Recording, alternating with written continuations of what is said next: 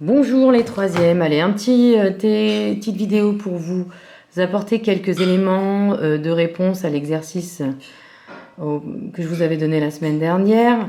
Je vous rappelle qu'il est très important, qu'il faut que vous soyez très à l'aise sur toutes les notions de cellules, noyaux, chromosomes, qu'est-ce qu'un karyotype, qu'est-ce que ça veut dire les deux chromosomes là, homologues.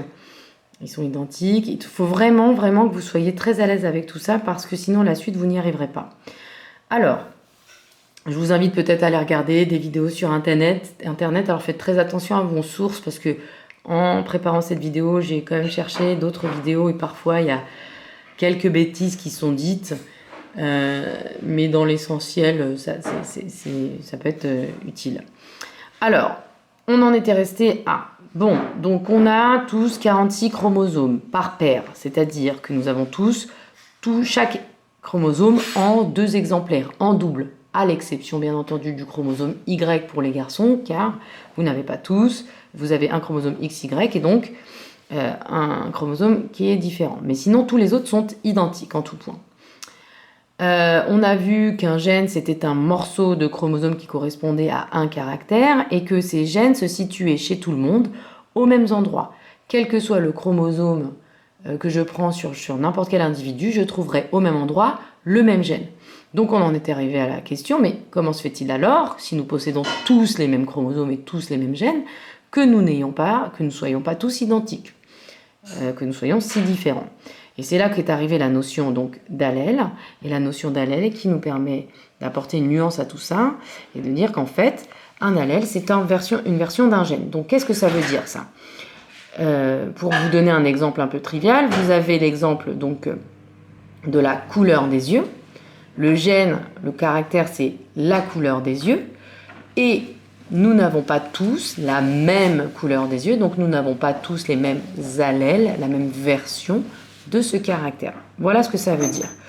Pour expliquer cette notion, je vous ai donné un petit exercice d'application et souvent on utilise pour expliquer ça, pour expliquer cette notion, l'exemple des groupes sanguins. Alors les groupes sanguins, pourquoi on les utilise? Parce que c'est un caractère, c'est un caractère qui n'existe que sous 4 formes sur Terre. D'accord? Il n'existe que 4 groupes sanguins, donc ce caractère n'a que 4 formes. La forme A, la forme B, la forme AB, la forme O. D'accord? Il existe le groupe A, le groupe B, le groupe AB, le groupe O. Il n'existe que ces 4 versions de ce caractère. Qu'est-ce que ça veut dire quand je suis du groupe A? Ça veut dire que, pourquoi j'ai fait des ronds rouges? Parce que ça, ce sont des globules rouges. D'accord? Un globule rouge. J'ai dessiné 4 globules rouges.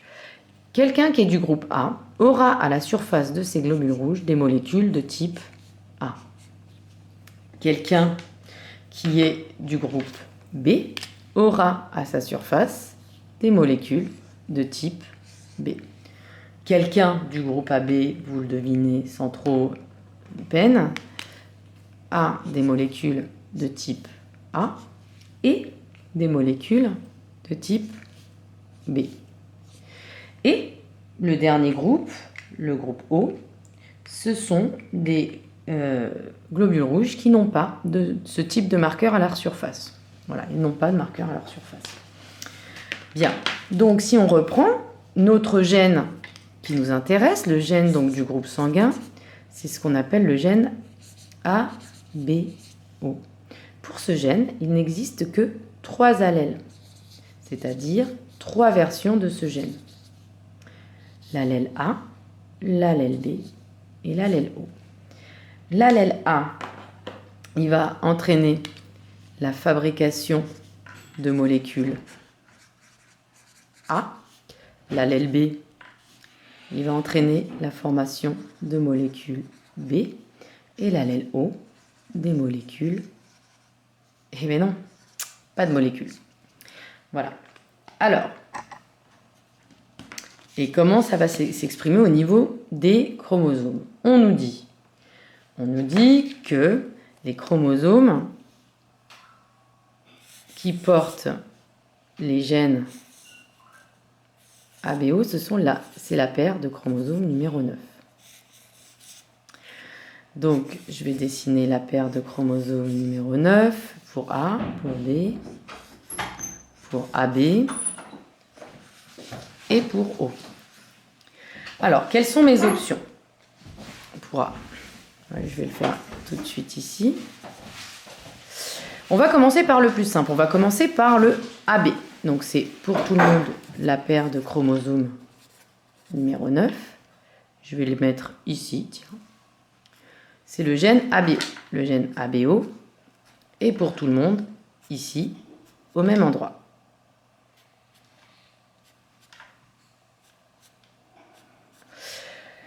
Pour moi, le plus simple, c'est le chromosome AB. Pourquoi? Parce que c'est assez simple.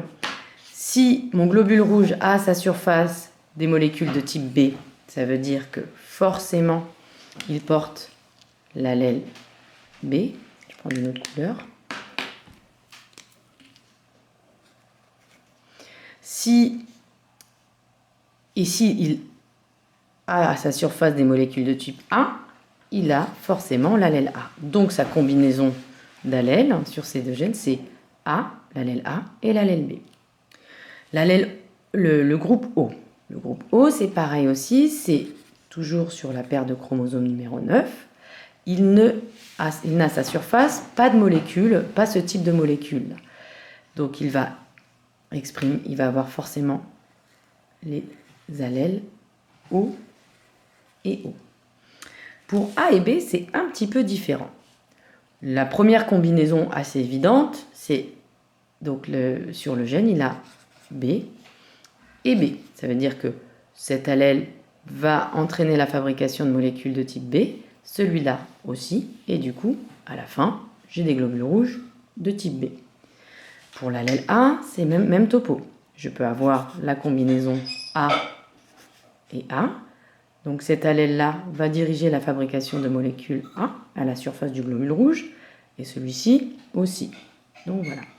Mais il y a une autre combinaison possible. Si je mets l'allèle A, donc forcément je porte au moins l'allèle A, si je mets en face l'allèle O, que va-t-il se passer? Je mets A, il va fabriquer des molécules de type A, il va diriger la fabrication de molécules de type A. O ne dirige pas de fabrication de molécules. Ce qui fait qu'à la fin, sur mon globule rouge, je n'aurai que des molécules de type A. Donc, ces globules rouges seront semblables au globule rouge de quelqu'un qui aurait une combinaison A-A. Et pour B, c'est exactement la même chose. Donc, je mets OU. Ici, je peux avoir OU, une combinaison, cette combinaison B avec, c'est encore les deux chromosomes 9, en face duquel je vais mettre donc le deuxième allèle, O.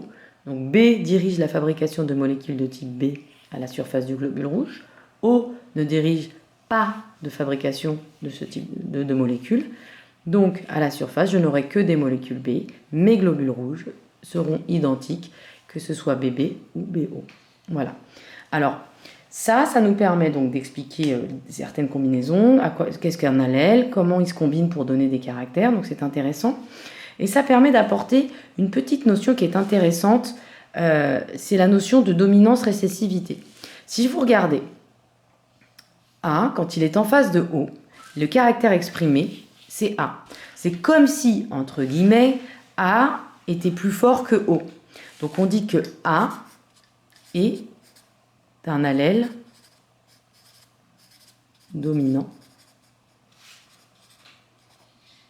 sur O. De la même manière, on dit que O est récessif par rapport à A. D'accord?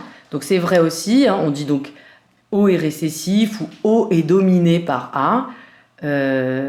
Voilà, donc c'est vrai aussi pour B. B est dominant par rapport à O, est un allèle dominant par rapport à O, et O est récessif par rapport à O. A et B, on va dire que A et B, eux, par contre, sont codominants.